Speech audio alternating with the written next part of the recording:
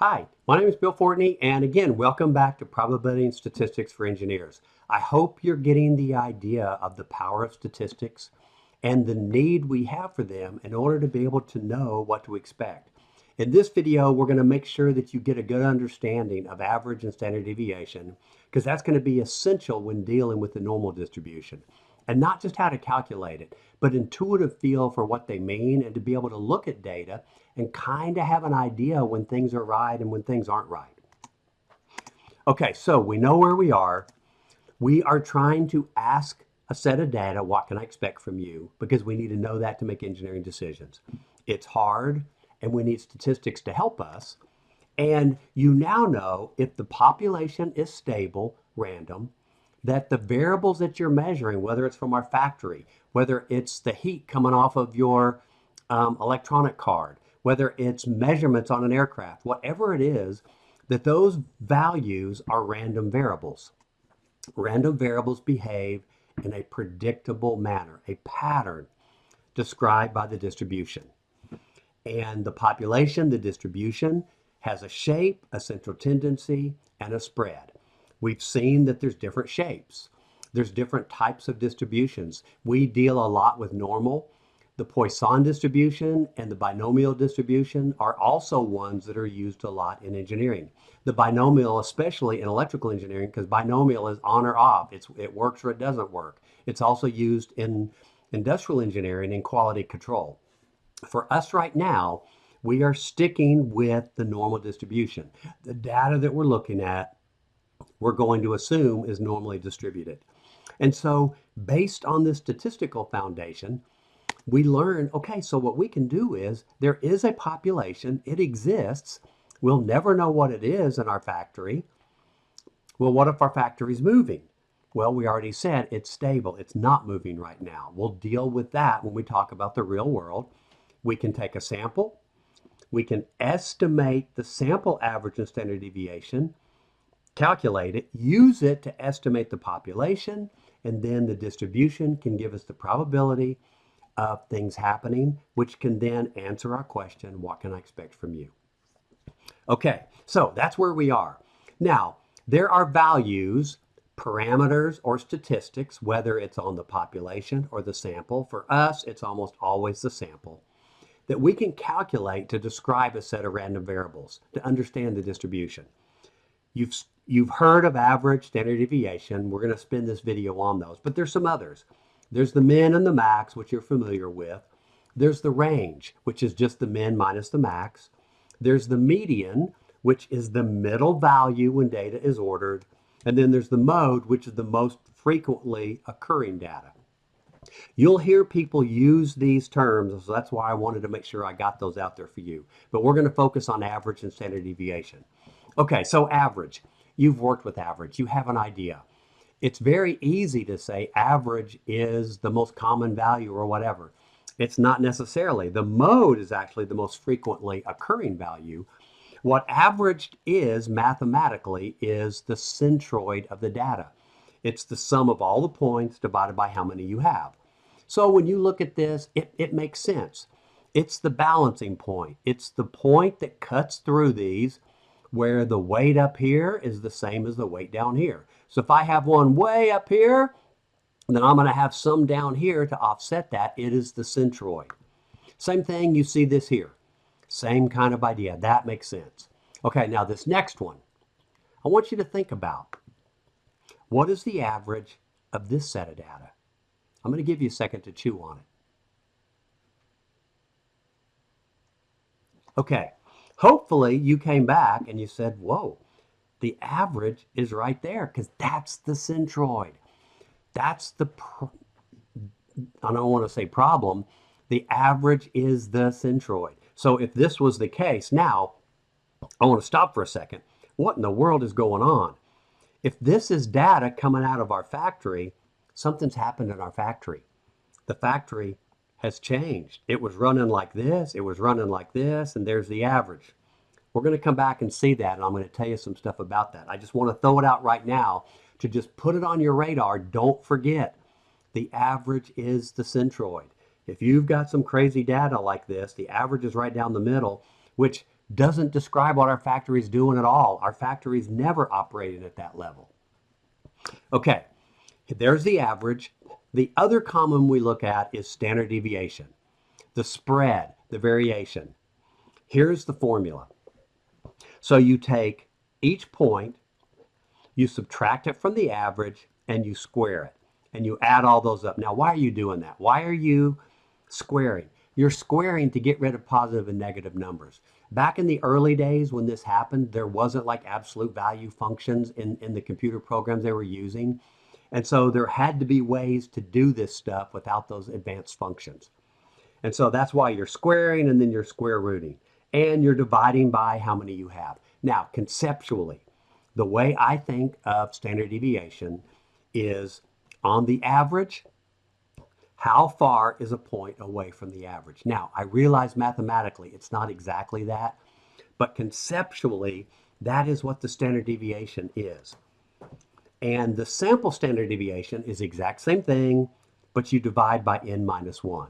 So, like when you go into Excel and calculate standard deviation, there's going to be a population and there's going to be a sample. You most always want the sample. What's the difference? 1 divides by n, 1 divides by n minus 1. Something else you'll hear is variance. What's the variance? It's the standard deviation, not squared. So if you get rid of the square root, that's the variance, and you'll see a 2 right there, or a 2 right there to represent the variance. The variance is the standard deviation squared. Okay, now, here's the standard deviation. I want to give you kind of an intuitive feel for it. I call it wiggle. The standard deviation is how much the data is wiggling. So imagine we've got bolts coming out of our factory and we're going to plot them in the order that they came out. Our factory is normally distributed. All the graphs that I'm about to show you have an average of about 81. So here's a standard deviation of 1. So you see how the points, they bounce up and down. Some are in a row, some are up, but they bounce up and down. That's a standard deviation of 1. Now, compare that to this data that has a standard deviation of 2. Notice, the amount that they're bouncing up and down has gotten bigger. That's why I call standard deviation wiggle. It's wiggling more. The points are bouncing up and down more. And then let me show you one more. On the other side, here's a standard deviation of 0.5. Notice they're not wiggling as much. I put some bounds on these and you'll be able to see them. Notice here's these bounds. They've gone up here, they've gone down here. They kind of capture all of the wiggle. So again, that's why I say standard deviation, it's on the average, how far are you away from the average, and it's the wiggle. It's how much the data is wiggling. The average is the centroid, it cuts through, and if it's normally distributed, I mean, we've seen most of the values are going to fall in there. Okay, like I did before, I want to throw you a curveball. So we saw these, we've got kind of an intuitive feel for them. Now, look at this guy. I'm not even going to ask you to estimate it, I'm going to tell you. The standard deviation is 10. Well, that makes sense. Because look, from here to here is 10. From here to here is 10. What's the standard deviation? Roughly, on the average, how far are we away from the average? On the average, we're 10 away from the average, okay? So obviously something is happening, changing in our plant. We were wiggling around quite a bit up here, and then we're wiggling around lower. But either way, the standard deviation of 10 does not describe the amount of wiggle in our plant. Something's changing in there. In fact, if you look at what our plant would look like if it was wiggling with a standard deviation of 10, it would look like this. Look how much larger the wiggle is. In fact, I had to change the scale. It goes all the way up to 112, which makes sense. 10 times 2 is 30, 80, 90, 100, 110. That makes sense from what we're learning about the normal. This doesn't make sense. So just kind of a heads up, real world. Always look at the data before using a statistic. Let me drive that home a little bit more. All three of these graphs, mathematically, have roughly the same average and standard deviation. 81, and I'm going to call that 1 or 0.9. 81 about 0.9, 81 about 0.9. But they do not represent the same factory at all, do they? Here's a factory, and this is the points seem to be random, like the factory is producing consistently. Here, the factory was producing one way, now it's producing another. The average has changed, and the wiggle's really small when it is producing. Over here, it's got a really small wiggle, it's got a really big wiggle. These averages and standard deviations do not describe my factory. It would not be appropriate to use those values to estimate population parameters to then use statistics to tell me what to expect, okay? So big caution. You would only know this if you looked at the data. The math is not going to tell you this. The math tells you everything's the same. So kind of big red stop sign, never use an average to describe data that you haven't seen. Because when you average, you're saying the average represents the data and is a good estimate of the population parameters. So you don't want to combine things into an average until you're sure the average does represent the population like that. If it has the consistency that you think it does, then you average. Okay, and this applies to any statistic. Standard deviation, any of those, not just the average, because you're estimating the population. So that gives you a basic understanding of average and standard deviation. I'm not going to be working with you to help you gain an intuitive feel because it's essential. So what is the so what? Why is average and standard deviation so important? Okay, so you remember what we're trying to do. We're trying to understand what we can expect from something so that we can have the information we need to make good, sound engineering decisions. We've learned the data that we're taking are random variables. They behave in a predictable manner based upon the distribution. So there is a distribution from whatever we're measuring, whether it is bolts from our factory, whether it's heat coming off of some device. No matter what it is in the real world, there is a process, a distribution. We're going to take a sample. We're going to look at sample statistics, specifically, typically, average and standard deviation, in order to estimate the population, and then the distribution is going to let us know what to expect. And we saw the example of the normal. If we knew our target was this for our bolt, we could calculate the probability of going below that. But here's what you're going to see. The average and standard deviation coupled with the distribution is what's going to tell us what to expect, especially with the normal distribution. We're going to work with that a lot.